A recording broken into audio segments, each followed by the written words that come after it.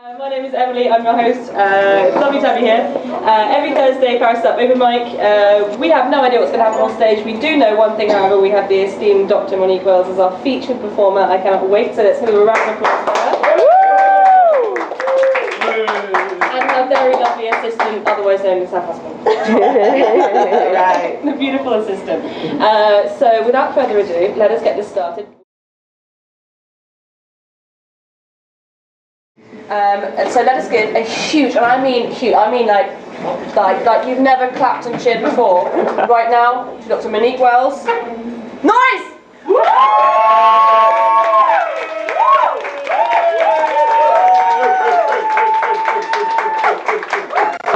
That was pretty good, right?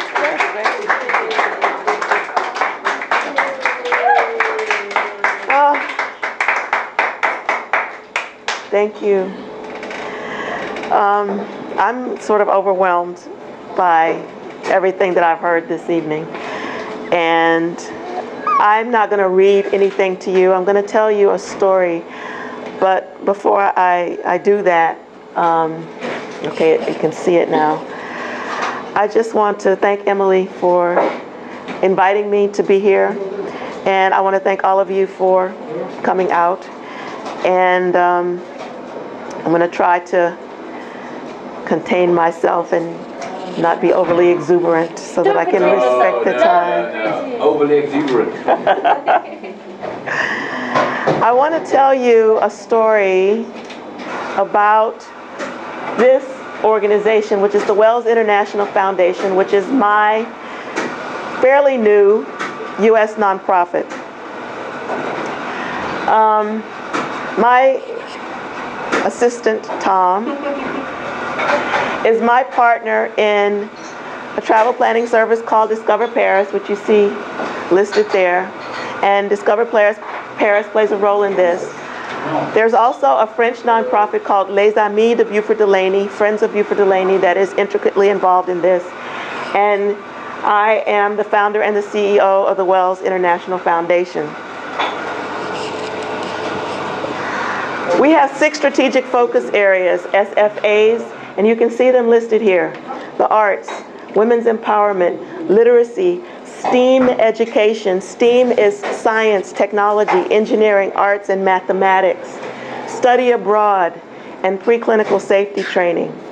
And the 3 that are written there in rows are what I'm going to talk about today. Now, I mentioned Les Amis de Beauford Delaney. This man that you see in this photograph is Beauford Delaney. He is deceased. He was born in Knoxville, Tennessee in 1901. He moved to Paris in 1953. He was an artist. He lived here for the remainder of his life. He died in 1979 in St. Anne's Hospital. If you know St. Anne's Hospital, you know that it is a mental institution. Okay. I learned about Beauford Delaney in 2009, so 30 years after his death. I was writing an article on African American grave sites in and around Paris. And that came through, or for, the work that I do, Tom and I do with Discover Paris. We do lots of, at the time we were doing self-guided itineraries, and then we moved on to private guided tours about the African diaspora in Paris and focusing primarily on African Americans. So I was writing this article and I came across Beauford's story because he was a dear friend of James Baldwin, Baldwin being one of the greatest African American writers of the 20th century.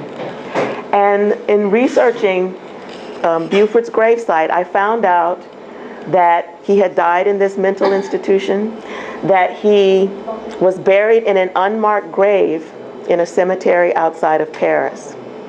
And I learned from his friends, because his friends were the people who told me about where I could find his grave. They asked me, when they gave me this information, they asked me if Beauford were still buried. And I said, what do you mean, is Beauford still buried? Well, for Americans, it's a very strange concept, but in France, you're not buried forever, necessarily. You have a grave and you pay, or your family pays, a fee to have your remains in this space for a certain number of years. And after that, someone has to pay again, and again, and again. And if they don't pay, then your remains are removed from that space and either cremated and sprinkled in a garden called the Garden of Remembrance, the Jardin de Souvenir, or your bones are placed in a common grave.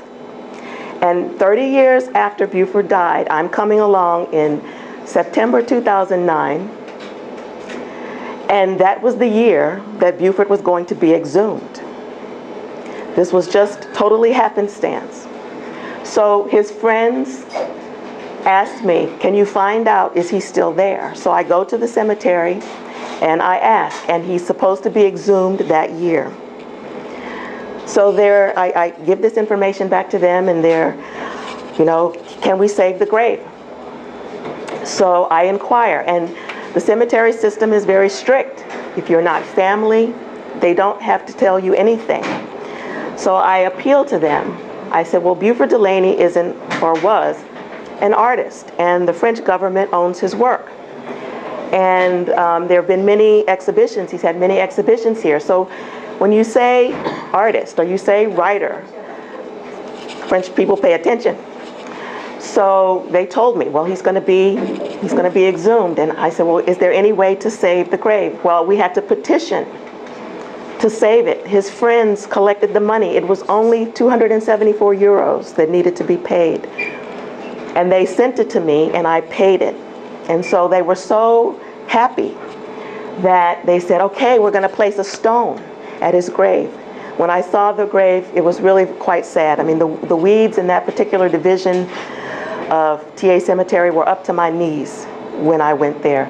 And the division, you couldn't tell that, because there were so few stones, it looked like the division was like mostly unoccupied, but I truly believe that it was full, but people just couldn't afford to place a marker for the people buried there.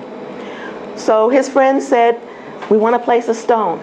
And by this time, I'm very much involved. It had evolved from being just a story for me to something that I really felt heartfelt. I felt like I needed to do something.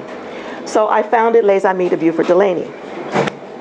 This little piece of text here is the Journal Officiel announcement that says that we are an official organization. And we raised the money to place a stone at Beaufort's grave. Now, amongst the mission, we had four sort of parts to the mission of the organization. One of the missions for Les Amis de Beaufort Delaney is to let the general public know about Beaufort's work and to bring the attention to the press of his work, his life and his work. And we've done that since 2009. We laid the stone in 2010. We had a reception at the Hotel Talleyrand, which is where the American consulate used to be. The U.S. Embassy supported us. We have 2 plaques that are on buildings in Montparnasse now that honor Beaufort Delaney. And we felt like, I felt, because I'm Les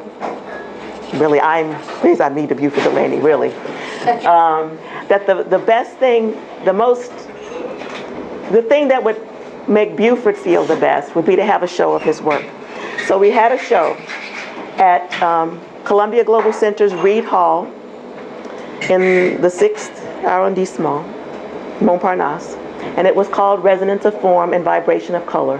And what you see here is the cover of the catalog, and I have some catalogs here. And this is a self-portrait of Beaufort that had never been seen by the public before. All of the paintings in the show, and this was a major show, over 40 works, paintings and works on paper, all from private collections for people in the Paris area. And I got to know who these people are because of the blog that I started to write way back in 2009 when I was raising money for his tombstone. So we had this show, and the Wells International Foundation comes in because we felt like we would be able to raise more money for the exhibition if we had a US-based nonprofit asking. And because the Wells International Foundation, or WIF as I call it, has all of these strategic focus areas, I wanted to bring in as many of those strategic focus areas as possible into this show. So we chose the arts and study abroad, the arts being for this show, the arts was Beauford's work. Study abroad and STEAM education, and we did a masterful job of that. These are some details of 4 of the works that were shown at the exhibition. Beauford was a master colorist. He was a figurative painter and an abstract expressionist painter. And he really is credited with bringing abstract expressionism to Paris. He came here in 1953, but prior to that he was in New York, and he rubbed shoulders and was actually friends with and studied with people like Jackson Pollock. Okay, so you see portraits. Beauford did portraits from the very beginning. Portraits, you see in the upper right, an abstract painting with some figures in it. That's a nativity scene, actually. And at the bottom left, you see full abstract expressionism by Beauford Delaney. So these are 4 of the works that were in the show. There were over 40. When we talk about study abroad, the man on the right in this picture is Dr. Brian Carter. He's a professor at the University of Arizona. He specializes in digital humanities, and because of Discover Paris, we have a relationship with him.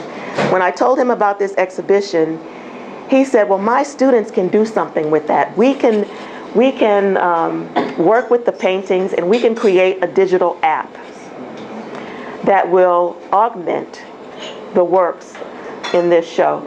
And so you see his students, that's me, obviously, but the rest are students. And 5 of the 6 students came to Paris. They traveled abroad for the first time to come to Paris to do this work with this show.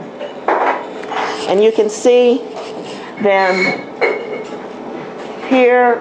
We're in a room at Reed Hall, Columbia Global Center's Reed Hall. They're preparing me.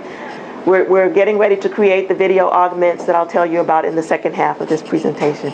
And then at the bottom there, you can see them on stage at the opening of the show, explaining how their app works. And they spent the rest of the evening amongst the almost 300 people who came out for the opening, teaching them how to download the app and how to work it with the paintings on the wall, and it also works with the catalog.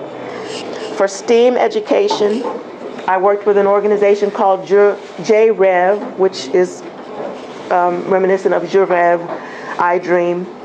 This woman here, Jacqueline Cofield, is the founder of Je Rêve, and she brought teachers to Paris, K through 12 teachers from the United States, 7 of them, for a week of activities for professional development. So these teachers got credit for coming here.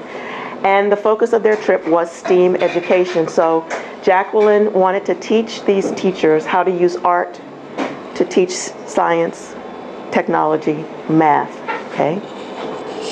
And her group was here for a week. They went to the Fulbright Commission, they went to UNESCO, they went to an artist colony. They had 2 activities at Reed Hall in the rooms where Beauford's works were hung. Global Educator Program. It was the second Global Educator Program ever, and that happened in Paris. So I'm very pleased and proud that we were able to do all of that. This is where I want to talk about the Augmented Reality Project, and if you want to stop me now, you said you wanted to stop after? Yeah. Okay. Yeah. So this is leaving us on a tease. Yes. This is the breaker. So Emily's going to say something, and I'll come back whenever she's finished. Oh, that's okay.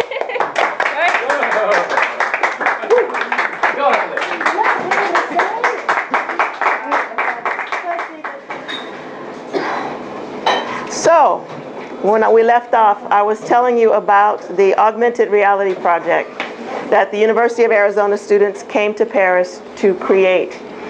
This orange emblem or icon or logo or whatever you want to call it represents a smart device, and the B in the middle represents the name of the company that is hosting this project, and that company is called Blippar, B-L-I-P-P-A-R.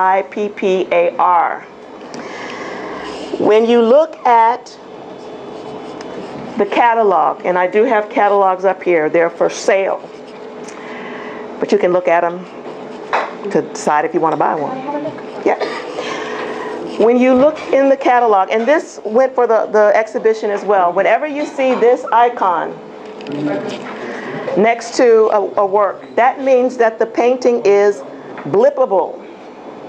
All right, you're looking at one of the works that was in the show. And what does blippable mean? Blippable means that you download the app is free, you visualize the painting in your viewer, and then a video pops up that will tell you something about that painting, okay?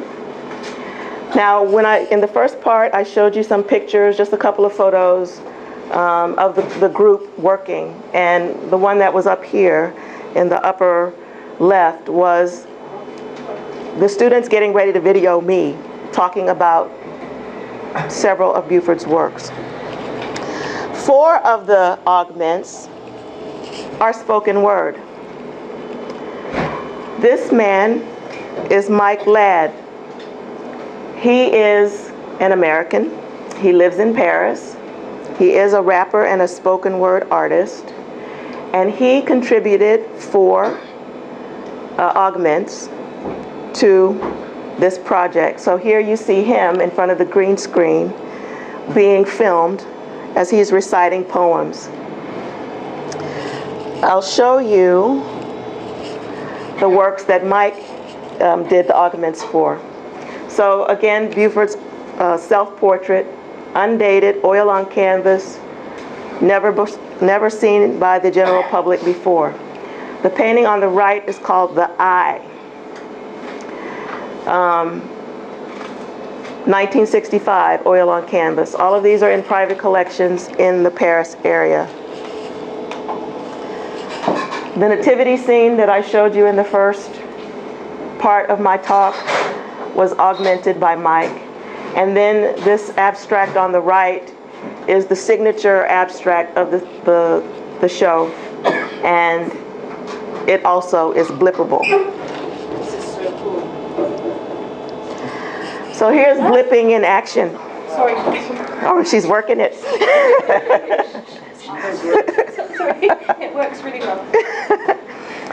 So as I said, at the opening, at the vernissage, the University of Arizona students presented this app, and then people went around into the show and blipped.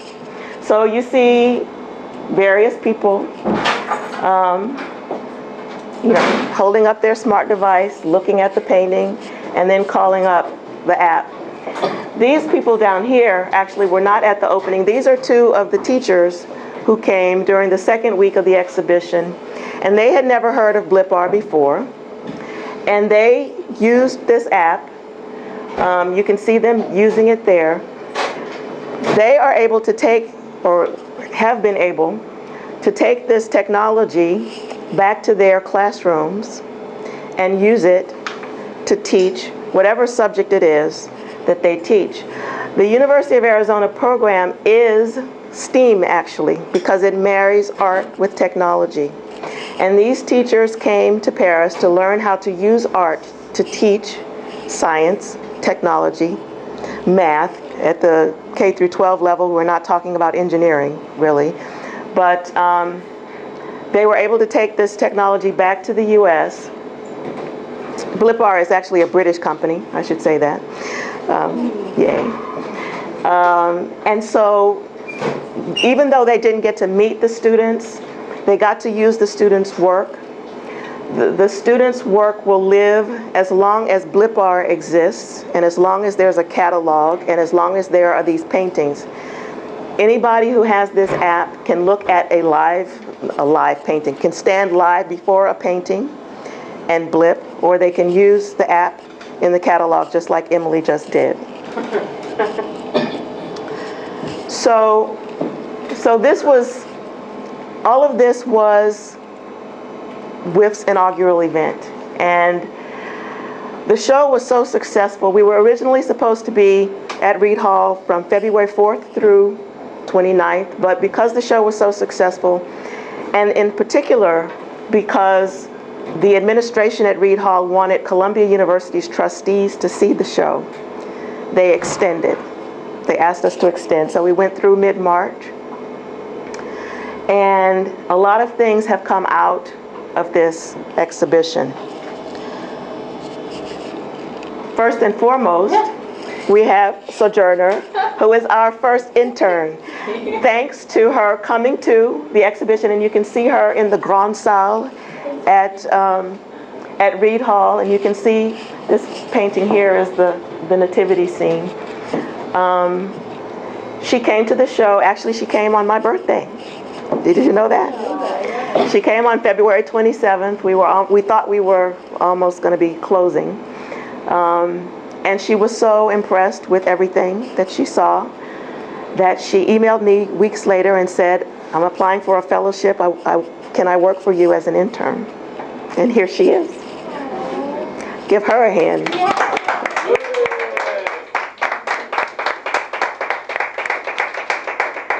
By the way, she didn't say, but she is an award-winning poet. She was selected as a National Student Poet for the United States in 2013 and was invited to the White House by Michelle Obama. She's brilliant.